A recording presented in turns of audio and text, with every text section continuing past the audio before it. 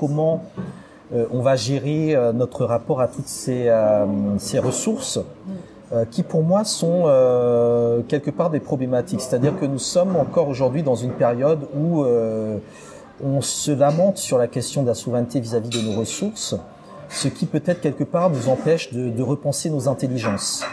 Et je pense que d'ici 2050, les questions technologiques auront été suffisamment, je dirais, quadrillées pour que les problématiques liées aux ressources naturelles ne soient plus soit des alibis pour expliquer notre situation, soit des chaînes qui nous amènent à produire des modes de développement productivistes et donc anti-environnemental. Ouais. Je pense qu'il y aura aussi la nécessité de penser des alternatives à tout ce qui est COP21, COP22, parce qu'on a bien vu que la manière dont les États africains rentrent dedans relève parfois de formes de chantage, des chantages politiques, des chantages à l'aide économique, et qu'il est important de repenser vraiment de manière endogène cette question de l'environnement, de l'espace, du lieu de vie, et aussi des relations, parce qu'effectivement il y a le cas du fleuve Niger, mais dans le cas du fleuve Congo, bien évidemment,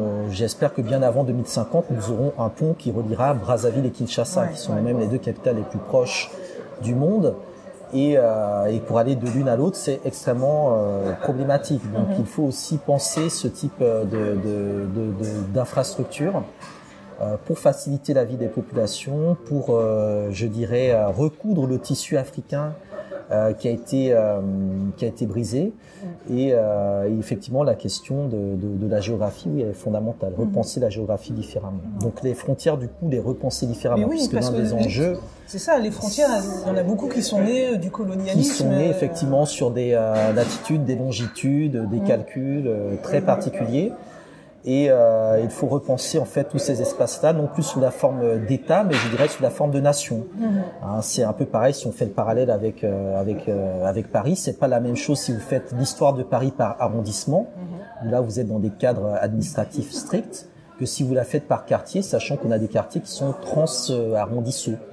Donc là aussi, je pense qu'il faut passer vraiment à des logiques transfrontalières, transnationales, et donc sortir des cadres étatiques classiques. Et c'est dans ce sens-là que je vois un démantèlement des États néocoloniaux actuels